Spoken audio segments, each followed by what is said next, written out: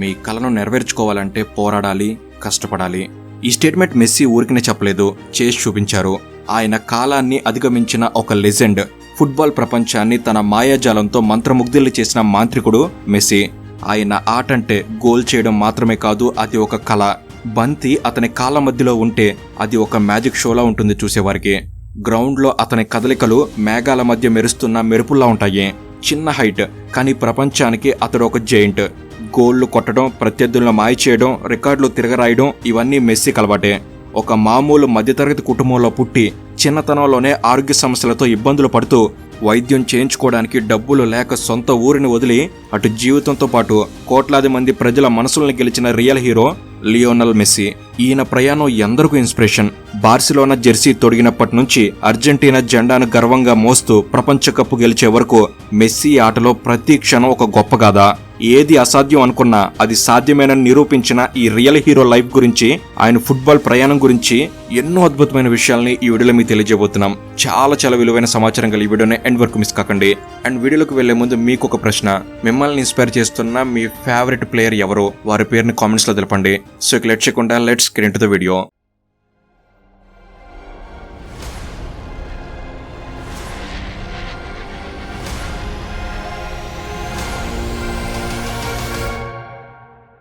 అది అర్జెంటీనాలోని Santa Fe capital అయిన రొసారియో సిటీలో జార్జ్ మెస్సీ సెలియా మరియాకు 1987 జూన్ 24న లియోనల్ మెస్సీ జన్మించారు. మెస్సీకి 2 అన్నలు, ఒక చెల్లి. ఇక మెస్సీ తండ్రి ఒక ఉక్కు ఫ్యాక్టరీలో మేనేజర్గా, తల్లి మ్యాగ్నెట్ తయారీ వర్క్షాప్ లో వర్కర్గా పనిచేస్తూ ఉండేవారు. మెస్సీ ఫ్యామిలీలో అందరికీ ఫుట్బాల్ ఆట అంటే చాలా ఇష్టం. వారందరూ ఆడుతుంటే వారిని చూసిన మెస్సీకి ఆ ఆట మీద అమితమైన ఇష్టం ఏర్పడింది. దానికి తోడు మెస్సీని ఆయన అమ్మమ్మ ఫుట్బాల్ ఆడడానికి బాగా ప్రోత్సహించేది. ఆమె మెస్సీని ఫుట్బాల్ కోచింగ్ తీసుకెళ్లడం, గేమ్లకు తీసుకెళ్లడం చేసేది. ఈ గేమ్ ఆడడానికి మెస్సీపై ఆయన అమ్మమ్మ ప్రభావం ఎక్కువగా ఉండేది. ఇక మెస్సీకి 11 సంవత్సరాలు ఉన్నప్పుడే ఆవిడ చనిపోయినా కూడా ఇప్పటికీ ఆయన గోల్ చేయగానే ఆకాశం వైపు తన చేతిని చూపిస్తూ తన గోల్ ని తన అమ్మమ్మకి నివాళిగా అందిస్తుంటాడు. ఇక మెస్సీకి 4 సంవత్సరాలు ఉన్నప్పుడే తన ఇంటికి దగ్గరలో ఉన్న గ్రాండోలీ అనే క్లబ్ లో చేరాడు. ఈ క్లబ్ లో కోచింగ్ ఇచ్చేది ఆయన తండ్రే. ఆ తర్వాత ఆయనకు 6 ఏళ్ల వయసున్నప్పుడు రొసారియా క్లబ్ న్యూవెల్స్ ఓల్డ్ బాయ్స్ లో చేరాడు. ఈ క్లబ్ తరపున ఆడిన మ్యాచుల్లో దాదాపు 500 గోల్స్ చేశాడు. ఇలా మెస్సీ తన ఆటలో మంచి నైపుణ్యాన్ని సాధిస్తున్న టైంలో అనుకోకుండా తనకి 10 సంవత్సరాలు వచ్చేసరికి తన ఎదుగుదల అందరి పిల్లల్లా లేదని తన పేరెంట్స్ కి డౌట్ వచ్చింది. వెంటనే బాడీ చెకప్స్ అన్ని చేపించేసరికి మెస్సీకి గ్రోత్ హార్మోన్ లోపం GHD ఉందని, ఇక అతను అంత ఈజీగా ఫుట్బాల్ ఆడలేడని డాక్టర్స్ చెప్పారు. కానీ మెస్సీ తన లైఫ్ లో ఎదురైన ఈ ఛాలెంజ్ ని ఎలాగైనా ఫేస్ చేయాలనుకున్నాడు. అందుకోసం తన తండ్రి ఎంతగానో తోడుగా ఉన్నారు. అయితే మెస్సీ వాళ్ళ నాన్న తన దగ్గర ఉన్న ఇన్సూరెన్స్ తో ఆయనకు గ్రోత్ హార్మోన్ థెరపీని ఒక 2 సంవత్సరాల పాటు చేయించగలిగారు. ఈ థెరపీ కోసం నెలకి $900 ఖర్చు అయ్యేది. కానీ మెస్సీకి ట్రీట్మెంట్ చేయించడానికి అవసరమయ్యే మరింత డబ్బు తన దగ్గర లేకపోవడంతో ఆయన అర్జెంటీనా ఫుట్బాల్ క్లబ్లైన న్యూవెల్స్ ఓల్డ్ బాయ్స్, రివర్ ప్లేట్లను సహాయం అడిగాడు. కానీ వారు సహాయం చేయకపోయేసరికి స్పెయిన్లోని కటలోనియాలో ఉన్న బంధువుల దగ్గరకు వెళ్లి అక్కడ ఉన్న ఫుట్బాల్ క్లబ్ బార్సిలోనాను వారు మెస్సీ హాస్పిటల్ ఖర్చుల కోసం హెల్ప్ చేయమని అడిగారు.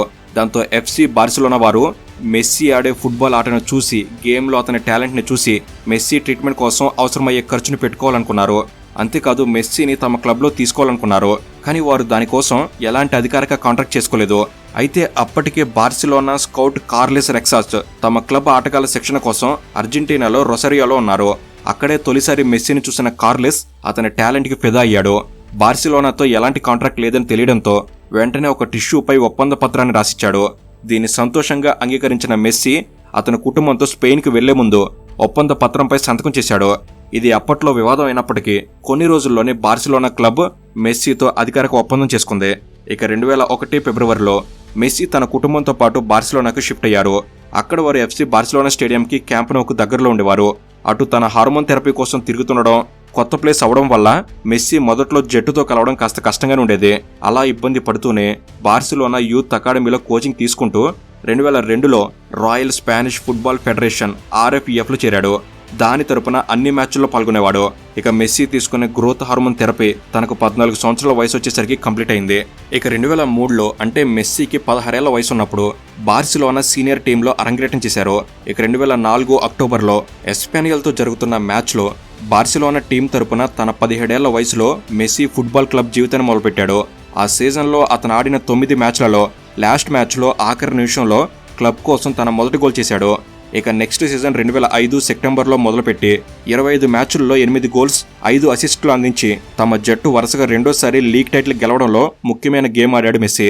ఇక ఆ తర్వాత 2006లో ఛాంపియన్ లీగ్స్ విజయం తర్వాత మరో 2 సంవత్సరాలు బార్సిలోనా క్లబ్ మేనేజర్లో మారుతూ ఉండడంతో ఆ 2 సంవత్సరాలు కాస్త కష్టంగానే గడిచింది. కానీ 2008-09 సీజన్లో Barcelona club Copa del Rey, La Liga, Champion League వంటి 3 టైటిల్లను గెలుచుకుంది. ఆ టైటిళ్ల గెలుపులో మెస్సీ గేమ్ చాలా ముఖ్యమైంది. ఎందుకంటే తను మొత్తం 51 గేమ్స్ ఆడి 38 గోల్స్ అలాగే 19 అసిస్టులను సాధించాడు. ఇది మెస్సీ కెరీర్లోనే చాలా కీలకమైంది. తన జట్టులో ఫాల్స్ 9 ఆటగాడిగా టీంని గెలిపించాడు.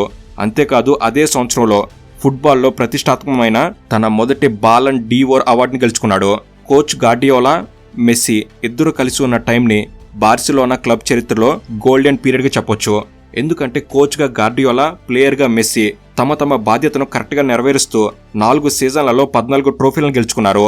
ఆ టైంలోనే మెస్సీ తన అద్భుతమైన రికార్డులతో తన వరుస 3 బాలన్ డీఓర్ ట్రోఫీలను గెలుచుకున్నాడు. అదే సీజన్లో ఫుట్బాల్ క్లబ్ బార్సిలోనా తరపున అత్యధిక గోల్స్ చేసిన ఆటగాడిగా కూడా రికార్డు సృష్టించాడు. ఇదిలా ఉండగా 2012లో కోచ్ గార్డియోలా తన బార్సిలోనా మేనేజర్ బాధ్యతలకు రాజీనామా చేశారు. 2012 నుంచి 14 టైంలో క్లబ్ చాలా మంది మేనేజర్లను మారుస్తూ వచ్చింది. ఈ టైంలో మెస్సీనే తన జట్టుకు కీలకమైన ఆటగాడిగా మారారు. అదనపు బాధ్యతలతో మెస్సీ ఆట తీరుపై ప్రభావం పడి ఆ టైంలో తన కెరీర్లోనే ఎక్కువసార్లు గాయాల పాలయ్యారు. ఇక 2014 సీజన్ ముగిసే టైంకి బార్సిలోనా అన్ని పోటీల్లో ఓడిపోయింది. దాంతో మెస్సీపై ఉన్న బాధ్యతలను తగ్గించడానికి బార్సిలోనా క్లబ్ 2 కొత్త ఆటగాళ్లను తీసుకొచ్చింది. వారే నెయ్మర్ జూనియర్ అలాగే లూయిస్ సువారెజ్. 2014 నుంచి 17 మధ్యకాలంలో నెయ్మర్, సువారెజ్తో కలిసి మెస్సీ ఎన్నో రికార్డులను తిరగరాశారు. ఈ ముగ్గురు కలిసి 3 సీజన్లలో మొత్తం 363 గోల్స్ చేశారు. 3 సంవత్సరాల్లో 9 ట్రోఫీలను కూడా గెలుచుకున్నారు. కానీ 2015 సీజన్ చివరిలో లూయిస్, నెయ్మర్ క్లబ్ని విడిచిపెట్టి వెళ్ళిపోయారు. ఆ తర్వాత నుండి 2021 మధ్యకాలంలో బార్సిలోనా జట్టులో చాలా మార్పులు చేశారు. కొందరు సీనియర్ ఆటగాళ్లు రిటైర్ అయ్యారు. దాంతో జట్టు కెప్టెన్గా బాధ్యతలు చేపట్టి జట్టులో కొత్త వాళ్ళకి తగిన సహకారం అందించాడు మెస్సీ. మ్యాచ్ల్లో మరింత కీలక పాత్ర పోషించి గోల్స్ చేస్తూ జట్టును విజయం వైపు నడిపించాడు. కానీ 2020 కోవిడ్ కారణంగా బార్సిలోనా క్లబ్ ఆర్థిక సంక్షోభంలో పడిపోయింది. ఇక చేసేదేమీ లేక బార్సిలోనాతో తనకున్న 21 ఏళ్ల కెరీర్కి ముగింపు పలుకుతూ మెస్సీ బార్సిలోనా ఫుట్బాల్ క్లబ్ని వీడి 2021లో ప్యారిస్ సెయింట్ జెర్మైన్ PSG క్లబ్లో చేరాడు. ఇక ముఖ్యంగా మెస్సీ యొక్క ఇంటర్నేషనల్ స్పోర్ట్స్ కెరీర్ గురించి చూసినట్లయితే మెస్సీ స్పెయిన్లోని కటలోనియాలో ఉంటున్నాడు కాబట్టి అతను అంతర్జాతీయ స్థాయిలో స్పెయిన్ జట్టుకు ఆడే అవకాశాన్ని ఆ దేశపు జాతీయ జట్టు ఇచ్చింది. 2008-2012 మధ్య స్పెయిన్ 2 యూరో ట్రోఫీలను, ఒక ప్రపంచ కప్ని గెలుచుకుంది. ఒకవేళ ఇలాంటి జట్టులో చేరి మెస్సీ సునాయాసంగా తన కలల ట్రోఫీ అయిన వరల్డ్ కప్ గెలుచుకుని ఉండొచ్చు. కానీ అతను ఆ అవకాశాన్ని వద్దనుకున్నాడు. అతను తన సొంత దేశమైన అర్జెంటీనాతో అంతర్జాతీయ ట్రోఫీని గెలవాలని ఎప్పుడూ కలలు కనేవాడు. కానీ ఆ కళ అంత ఈజీగా నెరవేరలేదు. 2005లో అర్జెంటీనా తరపున అతను సీనియర్ జట్లో అరంగేటం చేశాడు. ఫస్ట్ ఇంటర్నేషనల్ మ్యాచ్లో అదరగొట్టాలి అనుకున్నాడు మెస్సీ. కానీ ఆ మ్యాచ్లో ఊహించని పరిణామం ఎదురైంది. హంగేరీతో జరుగుతున్న ఆ మ్యాచ్లో ఒక సబ్స్టిట్యూట్ ప్లేయర్గా వచ్చాడు మెస్సీ. ఆ మ్యాచ్లో హంగేరీ ఆటగాడు మెస్సీ జెర్సీని పట్టుకుని లాగడంతో మెస్సీ మోచెయ్యి ఆ ప్లేయర్కి గట్టిగా తాకింది. దాంతో రెఫరీ మెస్సీకి రెడ్ కార్డ్ చూపించాడు. కేవలం 44 సెకండ్లు మాత్రమే గ్రౌండ్లో ఉండి తన ఫస్ట్ ఇంటర్నేషనల్ మ్యాచ్ నుంచి బయటకు రావాల్సి వచ్చింది. కానీ దీని నుండి అతను త్వరగా కోలుకొని 2005లో అర్జెంటీనా జట్టు U20 వరల్డ్ కప్ గెలవడంలో కీలక పాత్ర పోషించాడు. ఈ వరల్డ్ కప్లో మెస్సీ గోల్డెన్ బాల్ అవార్డుతో పాటు 6 గోల్స్ వేసి గోల్డెన్ బూట్ను కూడా గెలుచుకున్నాడు. అంతేకాదు 2008లో బీజింగ్లో జరిగిన ఒలింపిక్స్లో అర్జెంటీనా జట్టు గోల్డ్ మెడల్ని సాధించడంలో మెస్సీ పాత్ర చాలా ఉంది. అయినప్పటికీ అతనికి మేజర్ ఇంటర్నేషనల్ ట్రోఫీలు దొరకడం కష్టమే అయింది. 2010 మరియు 14 ఫిఫా వరల్డ్ కప్లలో అద్భుతంగా ఆడినప్పటికీ 2014 ఫైనల్లో జర్మనీ చేతిలో ఓడిపోయాడు. అదేవిధంగా 2015-16 కోపా అమెరికా ఫైనల్స్ కూడా పెనాల్టీ షూట్లలో ఓటమి పాలయ్యారు. దాంతో తీవ్ర నిరాశతో మెస్సీ 2016లో అంతర్జాతీయ ఫుట్బాల్ నుంచి రిటైర్మెంట్ ప్రకటించాడు. కానీ ప్రపంచవ్యాప్తంగా ఉన్న అభిమానుల ప్రేమ కోసం, తన తోటి దేశస్తుల కోసం తిరిగి జట్టులోకి వచ్చాడు. ఇక ఆ తర్వాత 2021లో కోపా అమెరికా గెలుచుకొని తన తొలి మేజర్ ఇంటర్నేషనల్ ట్రోఫీని సాధించాడు. అయితే అతని కెరీర్లో అత్యున్నత క్షణం 2022 ఫిఫా వరల్డ్ కప్లో వచ్చింది. ఖతార్లో జరిగిన ఫిఫా వరల్డ్ కప్లో 36 ఏళ్ల తర్వాత అర్జెంటీనాను వరల్డ్ ఛాంపియన్గా నిలిపాడు. ఈ వరల్డ్ కప్లో మొత్తం 7 గోల్స్ చేసి 3 అసిస్టులతో గోల్డెన్ బాల్ అవార్డును కూడా పొందాడు. ఇది మెస్సీకి మర్చిపోలేని క్షణం. ఇక 2024లో కోపా అమెరికా టైటిల్ని అర్జెంటీనాకు అందించి తన దేశస్తులతో పాటు ప్రపంచ అభిమానుల మనసు గెలుచుకున్నాడు మెస్సీ. ఇక 2021లో బార్సిలోనా క్లబ్ని వీడిన తర్వాత మెస్సీ ప్యారిస్ సెయింట్ జెర్మైన్ క్లబ్లో జాయిన్ అయ్యారు. పిఎస్జీలో అతను నెయ్మర్ జూనియర్ అలాగే కిలియన్ ఎంబాపేతో కలిసి 2 సీజన్లు ఫ్రెంచ్ లీగ్లో ఆడాడు. అతను ఈ స్టార్ ప్లేయర్లతో కలిసి ప్యారిస్లో 3 ట్రోఫీలను గెలుచుకున్నాడు. ఆ తర్వాత 2023 సీజన్ ముగింపులో అతను అమెరికా దేశంలోని ఇంటర్ మియామి క్లబ్లో ఆడడం మొదలుపెట్టాడు. మెస్సీ ఇంటర్ మియామి క్లబ్తో 2 ట్రోఫీలను గెలుచుకున్నాడు. ప్రస్తుతానికి తక్కువ ఇంటర్నేషనల్ మ్యాచెస్ ఆడుతూ క్లబ్ ఫుట్బాల్పై ఎక్కువ ఫోకస్ చేస్తున్నారు మెస్సీ. ఇక మెస్సీ అచీవ్మెంట్స్ విషయానికి వస్తే ఆయన ఫుట్బాల్ చరిత్రలో అత్యుత్తమ ఆటగాళ్లలో ఒకరు అనడంలో ఎటువంటి సందేహం లేదు. ఎందుకంటే అతని కెరీర్ అంతా విజయాలతో నిండిపోయి ఉంది. అతను ఇప్పటి వరకు 8 బ్యాలన్ డియోర్ అవార్డులు గెలుచుకుని ప్రపంచంలోనే అత్యుత్తమ ఆటగాడిగా గుర్తింపు పొందాడు. ఎఫ్సి బార్సిలోనా తరపున 2003 నుండి 2021 సంవత్సరం వరకు ఆడిన అతను మొత్తం 672 గోల్స్ చేసి క్లబ్ ఆల్ టైమ్ టాప్ స్కోరర్గా నిలిచాడు. బార్సిలోనాకు 10 La Liga titles, 4 UEFA Champion League ట్రోఫీలు, 7 కోపా డెల్ రే టైటిల్స్ అందించాడు. 2012లో ఒకే సంవత్సరంలో 91 గోల్స్ చేసి గిన్నీస్ వరల్డ్ రికార్డును సృష్టించాడు. ఇది ఇప్పటికీ చెరగని రికార్డుగా ఉంది. 2021లో పిఎస్జీ క్లబ్లో చేరిన తర్వాత కూడా మెస్సీ తన విజయాలను కొనసాగించాడు. అంతర్జాతీయ స్థాయిలో 2021లో అర్జెంటీనా జట్టు కోపా అమెరికా గెలుచుకోవడంలో, అలాగే 2022 ఫిఫా వరల్డ్ కప్ గెలుచుకోవడంలో టీంలో మెస్సీ పాత్ర మరవలేంది. ఈ వరల్డ్ కప్ ట్రోఫీ తన జీవితంలో అత్యుత్తమ విజయంగా చెబుతాడు messy.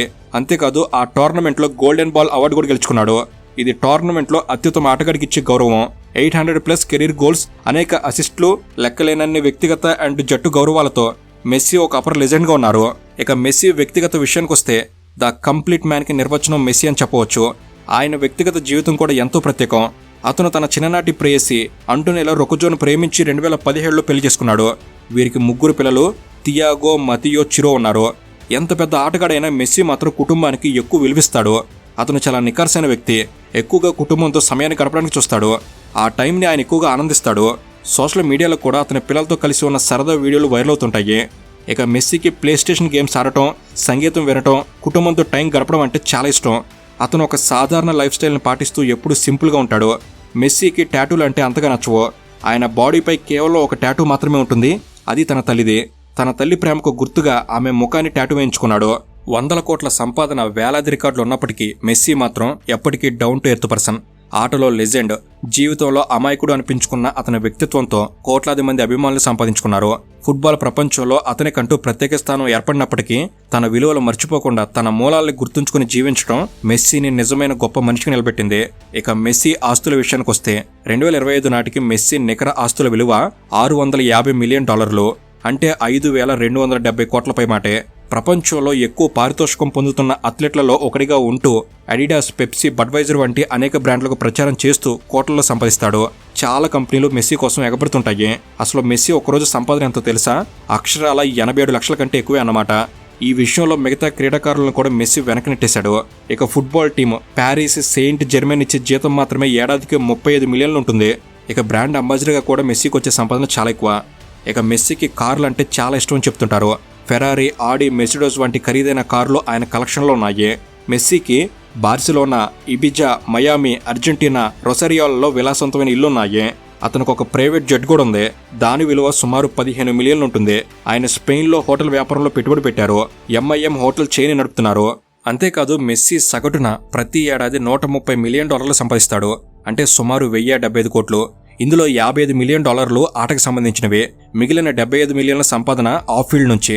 Crypto currency fan token platform సోషియోస్తో సంవత్సరానికి 20 మిలియన్ల పార్ట్నర్షిప్ ఉంది.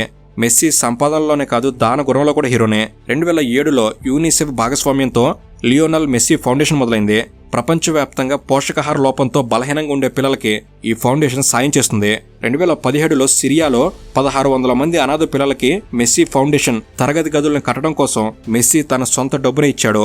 ఇక 2019లోనూ కెన్యా పౌరులకి ఆహారం, నీటిని అందించేందుకు కోట్ల రూపాయలని ఫౌండేషన్ విరాళంగా అందించింది. ఇలా ఆన్ ఫీల్డ్ లోనే కాదు ఆఫ్ ఫీల్డ్ లోనూ ఆయన ఒక లెజెండ్. సో ఇది ఫ్రెండ్స్, ఈ వీడియో అనేది మెస్సీ గురించిన ఎన్నో విషయాలను మీకు తెలపడంలో ఎంతో కొంత ఉపయోగపడిందని నేను భావిస్తున్నాను. అండ్ మీ ఫేవరెట్ ప్లేయర్ ఎవరు? తప్పకుండా వారి పేరును కూడా కామెంట్ చేయండి. Thank you for watching. Have a good day.